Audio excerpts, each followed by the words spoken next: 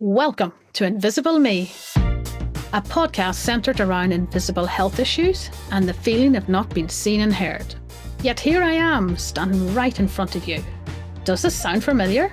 Well, come join the conversation. Share your experiences. Let's break down those norms and attitudes for the better. This is a safe space to chat with me, Pat.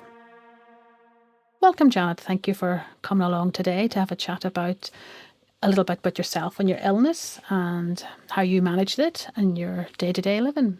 So could you just tell me what your invisible illness is? So I've got multiple sclerosis. And then thank you for sharing that. And what I really wanted to know initially was the diagnosis. How difficult was that? Was it a long process? Was it straightforward? Could you share with the listeners how you were actually diagnosed in that process? So obviously I didn't know what it was. I started off with I'd lost feelings in my leg. I was doing a race in Blackpool. So I was doing a running race, and I said to my partner was in the car, and I said, "Did you know?" I said, I can't really feel my legs. I said, but they're there obviously, and you know I'm still up for doing the race, but they just feel really strange. So I did the race and finished it in good time and everything. And I didn't feel ill, and I felt fine in myself. I just had these strange feelings. Yeah. So I didn't really do anything about it. I just thought, I've trapped a nerve or something in my back. And I was chatting because my neighbour is a physio. And okay, I said, handy neighbour. I've got, my legs feel funny and I think I've trapped a nerve. And she said, just let me feel your back. So she felt my back and she said, it doesn't feel like you've trapped anything. She said, maybe I think you need to go to see your doctor because it's, it doesn't seem to me like it's a trapped nerve. So I thought, okay then. So the next day when I was at work, I made an appointment to see the doctor, but they wanted to see me that day. So I went in after work, I think about 4:00 or something. Mm-hmm. And I was chatting to the doctor and she was asking me all these questions and does it feel like? And she said, I think you need to go to the hospital. Have you got transport? And I said, well, I can go on the train, And I said, it's not a problem. No, you won't be coming home. And I went, oh, right. Yeah. So it was a bit of a shock, to say the least. Sure. So my partner was working in Derby, so he was coming back to Skipton on the train and the car was at Skipton. So I rang him and said, can you meet me? And he took me to the hospital and stayed with me while I had quite a few tests. But then obviously he had to go home because it was late on. And I stayed all night and they kept coming to get me and taking me off to do x-rays and can you stand up and do this and do all these different exercises. And so then I think they ruled out certain things that it wasn't, yes, what they thought it might be, which was something a bit more serious to them anyway. And they said, well, you'll have to come back for different tests, to see what it is. So I went home that day and then I got called in for an MRI on my back. So I had that, and then which was like a week later. And then the results from that they weren't happy with. Can you go and have another one? So I had to go back and have another MRI. So I was like, right, okay. So another week. But I felt all right in myself. I felt fine. I didn't feel ill. I wasn't in pain. So I wasn't like overly worried, if you know what I mean, because I just thought it was something and nothing. And then I got called to go and see a neurologist at Airedale. Right. And obviously in my mind, it wasn't, because I didn't feel ill and I wasn't in pain. I wasn't overly worried. So I went on my own to get my results. said, no, you don't need to come with me. I'll be fine. Don't. I've got nothing to worry about. So the doctor sat me down and he had my x-rays on the wall. And he was showing me this little white blob on my back. And then he showed me my x-ray of my head, and there were some other white blobs, which was like, right, okay. So then he was trying to explain to me that these white thick blobs on my brain were multiple sclerosis. And the one on my back was what was causing the loss of feeling. Yeah. So apparently my immune system sort of was attacking in this little white blob means that it's like a covering on your spine, and instead of being covered, it sort of attacks it instead of not ignoring it should just be left alone sort of thing. But yes, your body's attacking it, which caused this white blob, which caused the numbness in my back.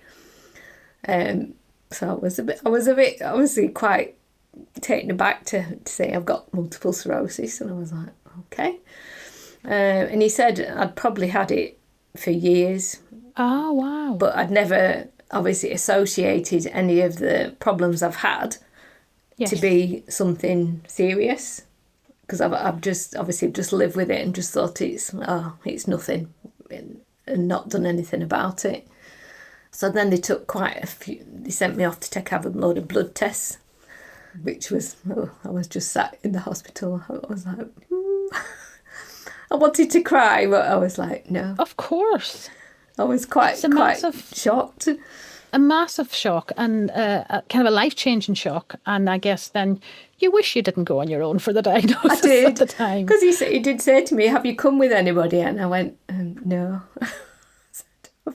So from that, I'm assuming they didn't give you any hints or any clues the weeks before and all the tests. No. They didn't imply what they thought it might be. So no. Kind of good, but didn't give you a chance to prepare for what may be.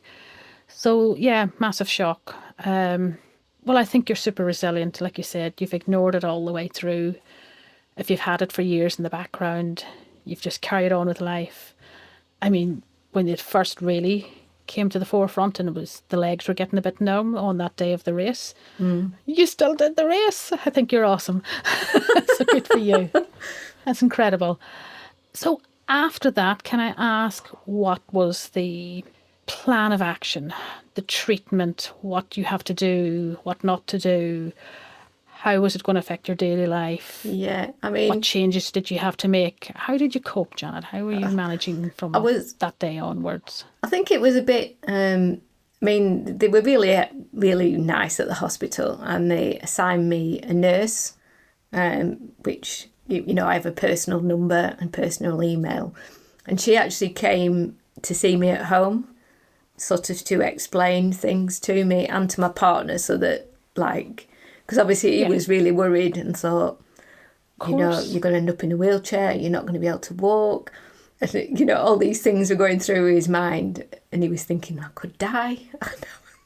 Well, our minds do run. It's a natural thing to do. So, and another thing is not to Google it. I know. But she was really nice. She came to the house and she explained, what can happen, and, not to worry as much, because there's different types of MS. And apparently most people are diagnosed when they're in the teens. Right. So, it tends to get progressively worse. So mine is sort of an intermittent MS. Okay. So it can come and go, which is hence the feelings. Right. I lose feelings sometimes. So, I'm not debilitated as much as you can be with it. Yes. But one thing that sort of was a big hindrance at the beginning was I had to inform the DVLA that I had MS, and then I wasn't allowed to drive.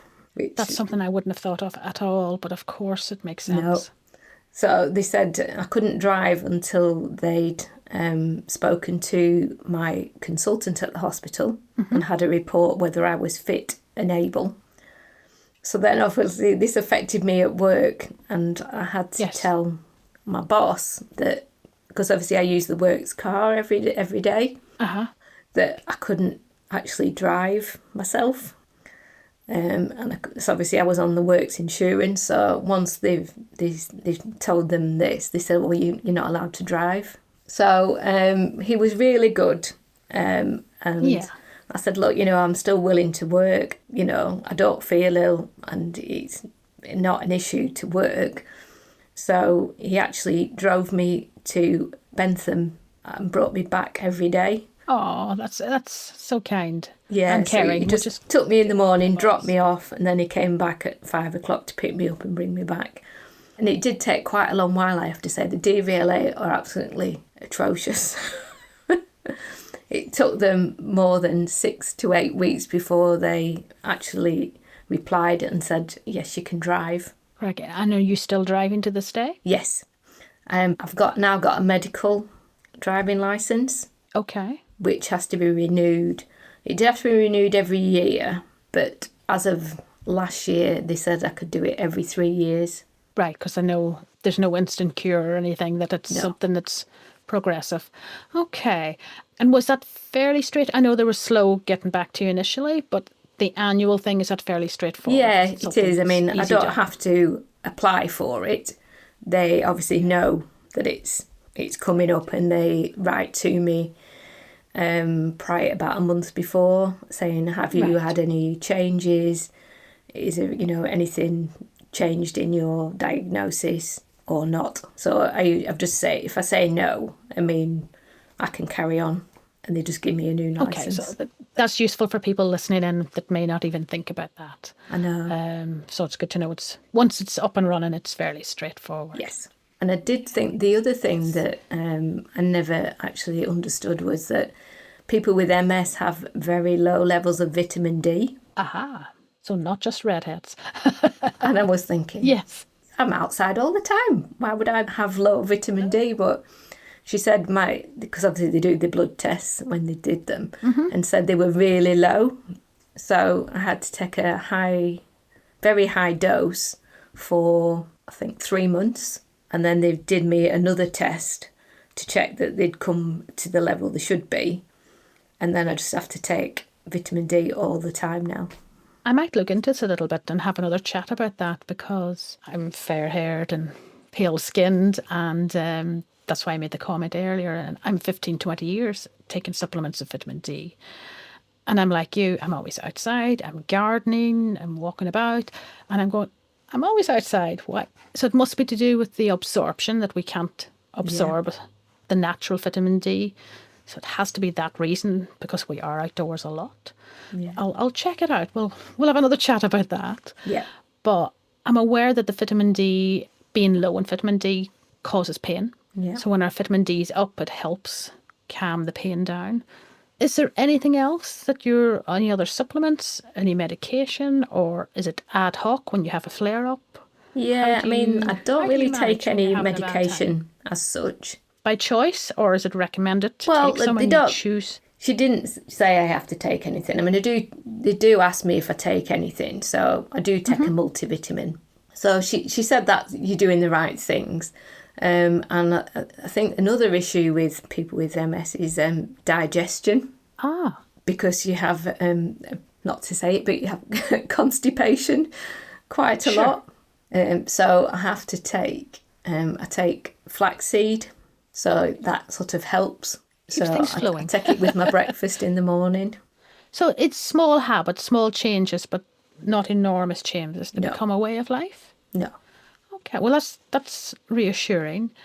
Because I know nothing about it, is it something you've got to annually check in with consultants about any changes, or if you're maintaining, or do they tell you things like it will get worse in years to come, or life changes and the looking after yourself keeps you at the same level? Does it fluctuate or dip? Or I mean, I do get you asked. Know? I asked to I get an invite every year to go and see my MS nurse. Right. So she comes to Settle, which is handy. And I just discuss with her if I have any changes, anything that's bothering me. And I can always ring, as she said, if you have any problems, please just ring me.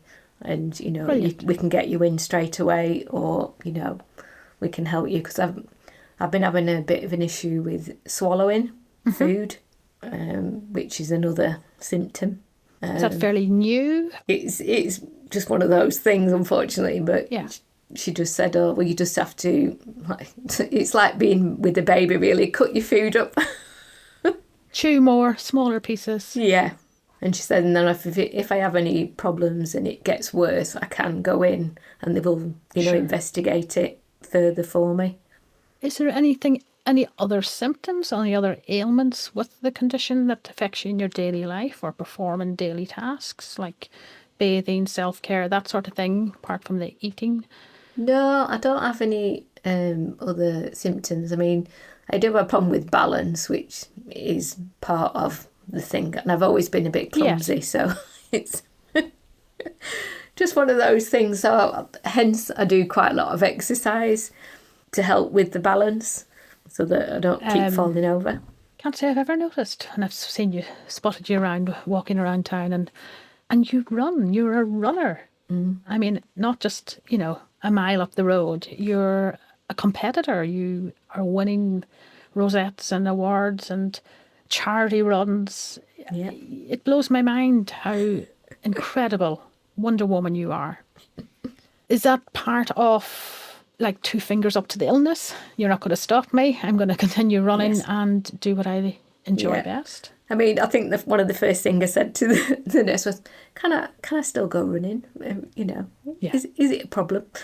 She said, "No." She said, "The better for you." She said, "Doing exercise is good. You've got to move. I mean, it's not just people with MS. I think as you get older, you really just have to make the effort and not wallow and feel sorry for yourself. You've just got to get up and do things." And I like to challenge myself, and so I give myself something to aim for. Then I will do it. Then I love that. Giving yourself a goal, reaching it, keeps you going forward. It's a nice habit, a nice way of dealing with things. But not everybody is that way inclined. No. We're all very different, so we all handle things differently. So I'm very impressed. Can I ask, if it's not too personal, how family, parents, siblings, how do people react? Did they treat you differently?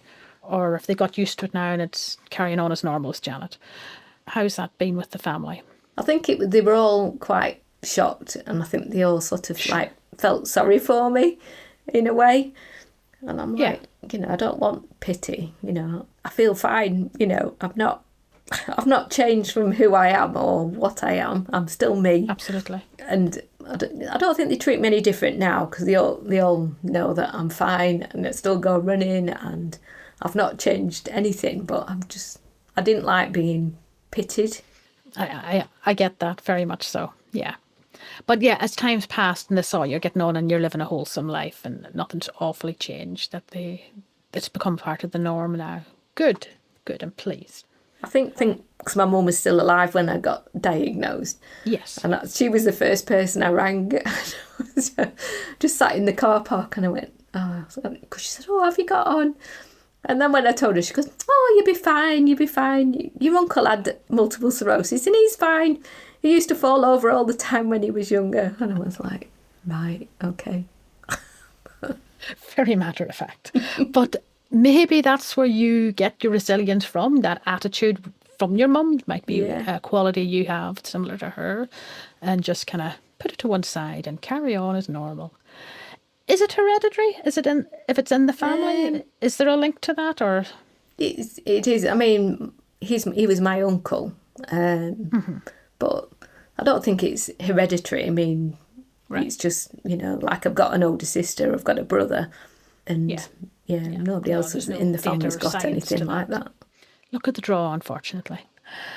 It's an invisible disability, unless you said you're a bit wobbly, but generally, day to day, going to work, living your life, doing your racing, it is literally invisible to the passerby or the person that doesn't know. Yeah.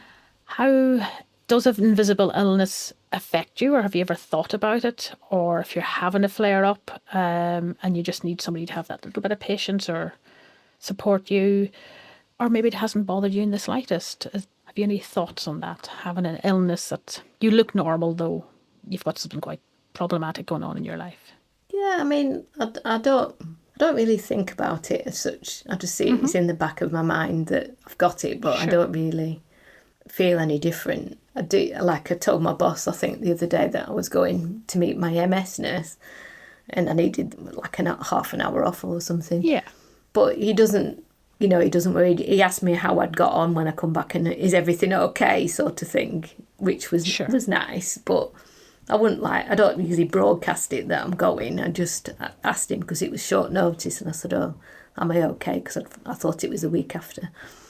And he said, no, just go, don't go. You seem very fortunate. He's a flexible, caring boss, and that makes a big difference, actually. He does. And you're valued very much, so it's good to know. Well, I've taken up quite a bit of your time. I'm just going to give you a final question, Janet. Is there any little tips or pointers or anything you can share that might be useful for somebody that's recently diagnosed or it's new to them and they have concerns? Is there anything, a little nugget that you could share? I think you've just got to see the positives in everything. Don't see and start being negative and just thinking, oh, this is my life now, I'm not going to be able to do this. You've just got to, you're only here once. You've just got to, be positive. I know it's hard to say that, but I mean, you just really do. You've just got to think there's always good things about everything and there certainly you can turn is. it around. Thank you. That's a lovely way of looking at it. And I'm kind of that ilk myself, because you have to get up and function and get on with life and enjoy the small things and take pleasure in the small things and have goals and look forward to stuff. And as you say, again, it can't own you. You can't let it just take over your life, and it's just going to be a slippery slope of going downhill. So thank you. That's a good outlook, and I take heart in that myself. I appreciate hearing another person that has a positive outlook on something that has a hold of us. So thank you very much, Janet. It's been lovely talking to you. And maybe we'll have another follow-up chat about vitamin D and other multivitamins. Who knows? But thank you for your time. Appreciate it. No problem. Cheers. Bye-bye for now.